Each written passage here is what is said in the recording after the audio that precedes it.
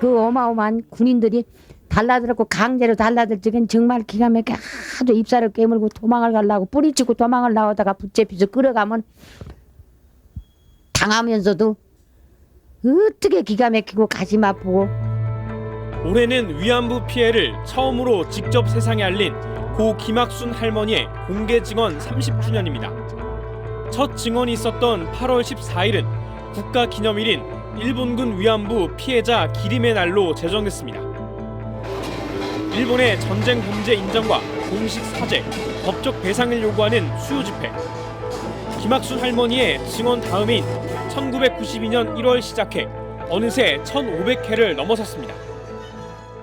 일본에게 진심이 담긴 사과를 받아내야 하는 것은 단순 우리나라의 자존심 따위를 위해서가 아닙니다.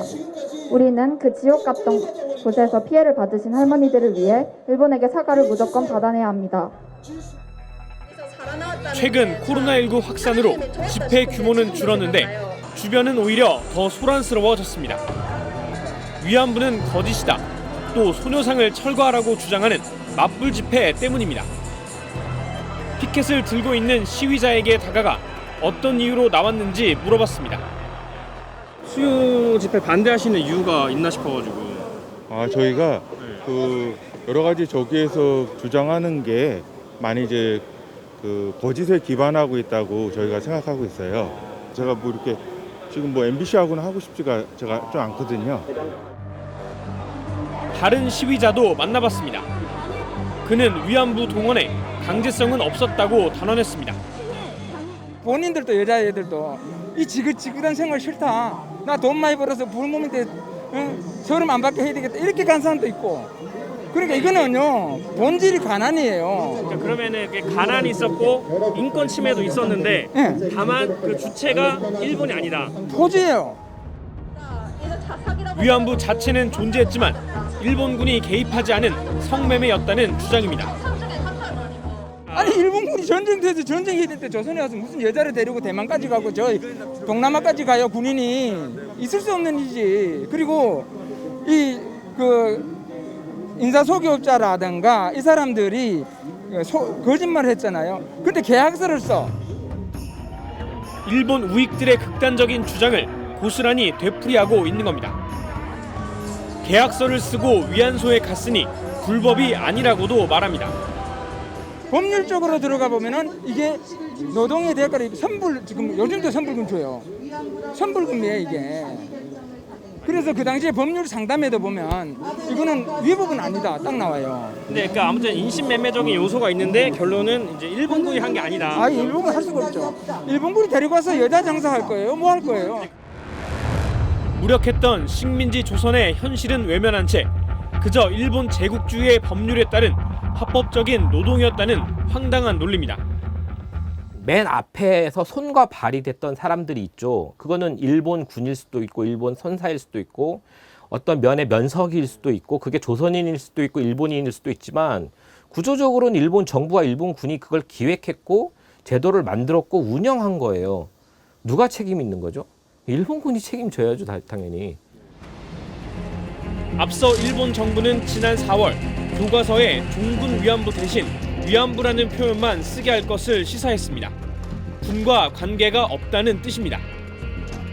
일본군이 위안부 설치와 관리 이송에 직간접적으로 관여했다고 인정한 1993년 고노 담화를 없던 일로 역사에서 지우려는 의도로 보입니다.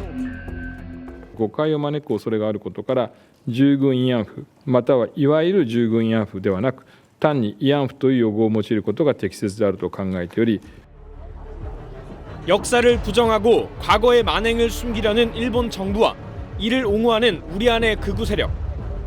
위안부 피해자들의 증언을 거짓으로 몰아세우면서 일본군을 옹호하려다 보니 우리 국군을 폄훼하는 발언까지 나오는 지경입니다. 우리 국군 장성들도 증언하고 있습니다. 6.25 때도 위안부가 있었다. 물론 불법이었죠. 뭐 그렇지만 그 드라무통에다가 그 위안부를 숨겨서 그 천막을 쳐놓고 위안 행위를 했다 라고 하는 증언들이 있습니다.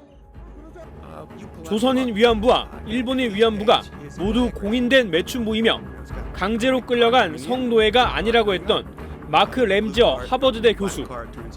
그도 학계 비판이 쏟아지자 반성 대신 학문의 자유를 철저히 지키는 것이 과제가 됐다고 주장했습니다. 今度の論文に対する反発の猛烈さにびっくりしました。ある程度の反発があることはもちろん覚悟してましたけど、こんなに激しいものになるとは全く予想してませんでした。 거짓을 뒤섞은 주장까지도 다양성과 표현의 자유 차원에서 용인되어야 할까? 나는 이런 시각을 갖고 있어. 너도 이런 시각을 갖고 있니?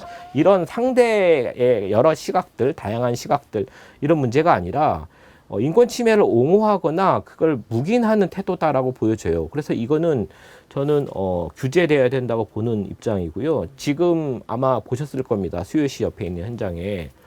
저는 저 폭력 그 자체라고 봐요.